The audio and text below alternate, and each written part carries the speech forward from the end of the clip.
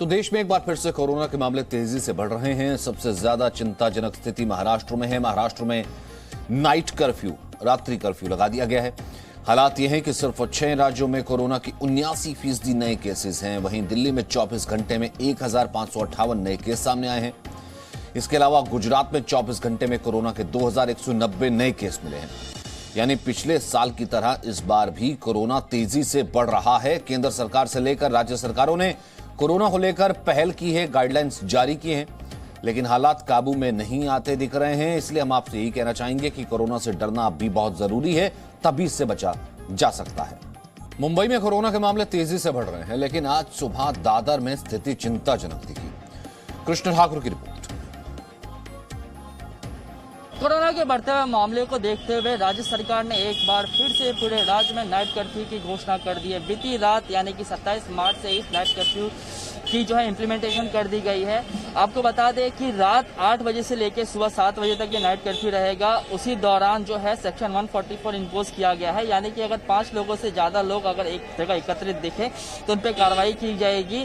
साथ ही साथ जो पुराने नियम थे उनको एक्सटेंड किया गया है, जैसे कि शादी समारोह में 50 से ज्यादा जो व्यक्ति है वो नहीं देख पाए, अब जमा हो पाएंगे। इस वक्त हम मौजूद है दादर के सब्जी मार्केट के यहाँ पर, और अब देखिए कि अभी 6:30 बजे का वक्त हो रहा है, यानी कि अभी भी आधा घंटा जो है वो नाइट कर्फ्यू खत्म होने में है। लेकिन यहाँ पे जिस तरीके का भीड़ है, आपकी नजर जहाँ तक जाएगी वहां तक आपको भीड़ ही भीड़ नजर आएगा।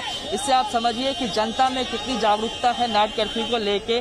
जहाँ एक तरफ सरकार जो है वो प्रिकॉशनरी मेजर ले रही है, वहीं दूसरी तरफ जो है जनता को ऐसा लगता है इस भीड़ को देखते हुए कि किसी तरीके का फर्क पड़ता हुआ नजर नहीं आ रहा है। आपको एक बात और बता दें कि जहां मास्क ना पहनने पे पहले 200 रुपए की पेनल्टी कटती थी, वही अब सरकार ने इसे 200 से बढ़ा के 500 कर दिया है। वही दूसरी तरफ अगर आप पब्लिक प्लेस पे थूकते हुए नजर पाए गए तो 500 रुपए की जगह पे अब आपको 1000 रुपए देना होगा। साथ ही साथ जितने भी पब्लिक प्लेसेस है, जो बीचेस हो, गार्डन हो, ये सभी जगह पे जो है वो पाबंदी लगा दी गई है। रात 8 बजे से लेकर 7 बजे तक मॉल, रेस्टोरेंट, इन सभी में पाबंदी लगा दी गई। हालांकि जो एसेंशियल सर्विसेज है वो किसी भी तरीके से प्रभावित नहीं होगी। आपको बता दें कि ये जो नाइट कर्फ्यू है एक प्रिकॉशन के तौर पे लिया गया है। कई जो महाराष्ट्र के कई जिले हैं, जैसे कि मैं अगर खासकर औरंगाबाद की बात करूं तो हालात इतने गंभीर हैं कि वहां पे तो 31 तारीख से लेकर 8 मार्च तक संपूर्ण लॉकडाउन की घोषणा कर दी गई है। कैमरामैन हरीश सावंत के साथ कृष्णा ठाकुर, जी न्यूज़, मुंबई। रुचा वजह इस वक्त हमारे साथ है मुंबई से, किरण ताजने हैं इस वक्त पुणे से, और वैभव परमार है इस वक्त दिल्ली से। मुंबई की रिपोर्ट हमने देखी। रुचा, मैं आपका रुख करूंगा, लेकिन सबसे पहले किरण, मैं आपसे जानना चाहता हूं, पूरे महाराष्ट्र में नाइट कर्फ्यू है। पुणे पहले से सबसे ज्यादा अफेक्टेड था। इस वक्त क्या स्थिति है पुणे और आसपास की रिपोर्ट्स की? जी, आप देखे जाए तो जो देश में सबसे 10 जिले हैं जो अग्रस्थानी है, जिसमें पुणे पहले है। पुणे में कल रात से 24 घंटे पहले 7000 से ज़्यादा मामले सामने आए हैं। इसी के कारण कुछ दिन पहले शुक्रवार को डीसीएम ने, अजित पवार ने बैठक ली थी। उसमें कहा था कि 2 अप्रैल तक कुछ यहाँ पे जो संक्रमण हो रहा है उसको रोका जाए तो ठीक होगा, नहीं तो फिर से एक बार लॉकडाउन करना पड़ेगा, ऐसा उन्होंने कहा था। देखा जाए तो फिर से एक बार महाराष्ट्र में नाइट कर्फ्यू का ऐलान कर दिया है। रात 8 बजे से सुबह 7 बजे तक ये नाइट कर्फ्यू रहेगा। लेकिन पिछले कुछ दिनों से पहले देखा जाए तो पुणे प्रशासन ने ऐसा किया था कि जो शादी समारंभ हो या अंत्य संस्कार हो, ऐसे कुछ जो समारंभ होने वाले हैं उसके ऊपर पाबंदी लगाई गई थी। 50 से ज़्यादा लोग उसमें शामिल नहीं हो सकते थे। लेकिन अभी देखा जाए तो पुणे जिले में जो केसेस सामने आ रहे हैं वो 50,000 से ज़्यादा एक्टिव केस अभी पुणे में है। तो इसी के कारण जो ऐलान किया गया है कि नियमों का पालन करें, उसका पालन नहीं होगा तो फिर से एक बार लॉकडाउन किया जाएगा। आज होली का दिन है, उसके ऊपर भी पुणे में बैन किया गया है। कोई भी ये त्योहार है वो मना नहीं पाएगा। लेकिन कुछ लोग ऐसे कि जो इनका पालन नहीं करेंगे उसके ऊपर प्रशासन की ओर से कड़ी से कड़ी कार्रवाई की जा सकती है।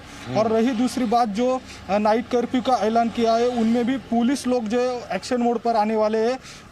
आज रात 8 बजे से फिर से एक बार पुलिस रास्ते पे दिखाई देंगे। रात को ये पूरे जगह पे उनका बंदोबस्त रहेगा, और जो लोग उनका पालन नहीं करते उनके ऊपर फिर से एक बार कार्रवाई हो जाने वाली है। और अभी देख सकते हैं कि फिर से एक बार पुणे जो केसेस के मामले में आगे है, इसी के कारण फिर से एक बार लॉकडाउन होना संभावना बता जा रही है। ठीक है वैभव, इस वक्त क्योंकि मुंबई, महाराष्ट्र, गुजरात, इन सब जगहों से जो खबरें आ रही है वो डराने वाली दिल्ली के लिए भी हैं और दिल्ली में भी केसेस लगातार आ रहे हैं। दिल्ली के लिए क्या प्रिकॉशंस है और दिल्ली के लिए क्या यूं कहें कि प्लानिंग है कि आने वाले वक्त में अगर केसेस ज़्यादा बढ़ते हैं या उसे पहले ही कंटेन किया जाए?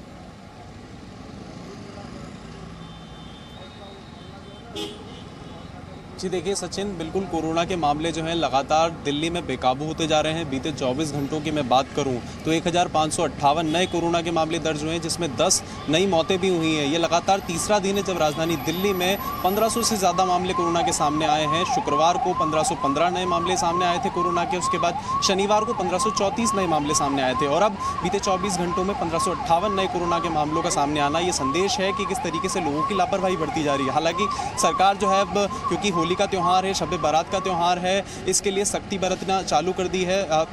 जो दिल्ली सरकार है उसने प्रशासन को ये आदेश दे दिए हैं कि किस तरीके से सार्वजनिक स्थलों पर पब्लिक गैदरिंग ना हो, लोग जो हैं त्योहारों को अपने घरों में ही मनाएं, भीड़ वाले इलाकों में ना जाएं। और जो दिल्ली डिजास्टर मैनेजमेंट अथॉरिटी है उसने भी कल एक आदेश पारित किया है कि अब जो अंतिम संस्कार में भी जो लोगों के शामिल होने की संख्या है वो 50 से ज़्यादा नहीं होगी। बैंक्वेट हॉल में जो लोगों की शादियाँ कर रहे हैं उनकी शादी समारोह में शामिल होने के लिए 100 से लोगों की ज़्यादा अनुमति नहीं होगी और जो खुले इलाकों में शादी हो रही है वहाँ पर 200 से ज़्यादा लोग शादियों में शामिल नहीं हो सकते हैं। यानी होली का त्यौहार जिस तरीके से नज़दीक आ रहा है और जो जिस रफ्तार से कोरोना के मामले दिल्ली में बढ़ते जा रहे हैं उससे ये साफ है कि अभी सख्ती ज़्यादा बरती जाएगी और दिल्ली सरकार और केंद्र सरकार लगातार एक दूसरे से चर्चा कर रही है। किस तरीके से कल भी केंद्र सरकार के जो सचिव थे उन्होंने तमाम जो 12 राज्यों के से बात की और ये उसमें निर्देश दिए कि किस तरीके से आगे वैक्सीनेशन को बढ़ाना है और आगे की रणनीति तय करनी है। वैक्सीनेशन को दिल्ली में भी बढ़ाया जा रहा है, उसी के साथ जो सेंटर्स हैं उनकी संख्या को 500 से 1000 कर दिया गया है।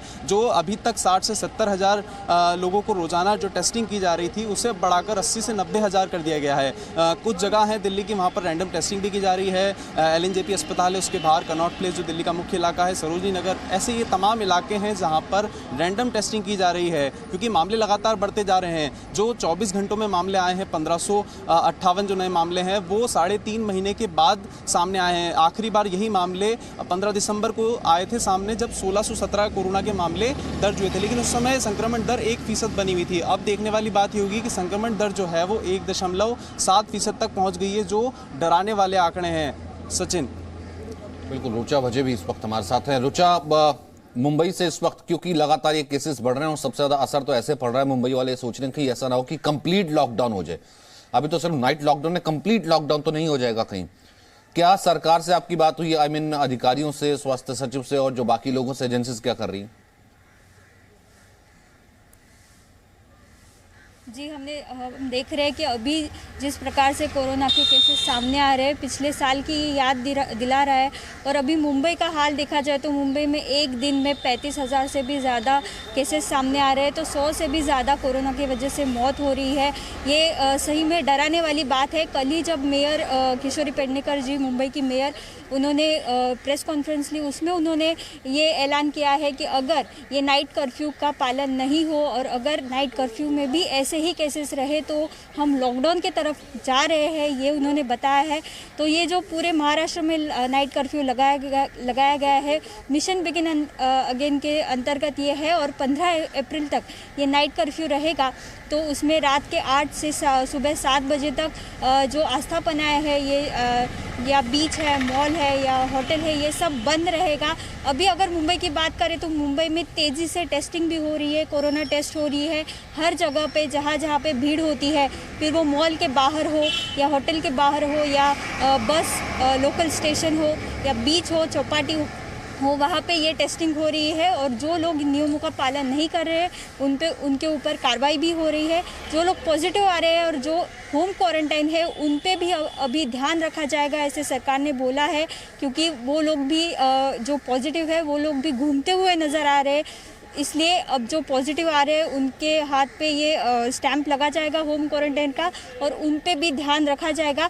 जगह जगह पे जो टेस्टिंग हो रही है, एंटीजन टेस्ट या RT-PCR टेस्ट वहाँ पे हो रही है और इसीलिए ये कोरोना केसेस भी ज़्यादा बढ़ते हुए दिखाई दे रहे हैं। हमने देखा मॉर्निंग वॉक हो जी। या इवनिंग वॉक हो या अभी हमने रिपोर्ट में देखा कि दादर के सब्जी मार्केट में जिस प्रकार से भीड़ हो रही है, उस प्रकार से अभी मुंबई में ज़्यादा डराने वाले केसेस आ रहे हैं। और अगर यही हाल रहा तो हम लॉकडाउन की तरफ जा रहे हैं, यही हाल दिखाई दे रहा है क्योंकि लोग पालन नहीं कर रहे, फिलहाल सोशल ठीक नहीं, इसलिए हम डिस्टेंसिंग लगातार कह रहे हैं कि कम से कम यहाँ पर ध्यान देना होगा कि अभी कोरोना गया नहीं है। एहतियात बहुत जरूरी है। बहुत बहुत शुक्रिया आप तीनों का मेरे साथ जुड़ने के लिए। Presenting B News app available on Google Play and App Store. Download it now.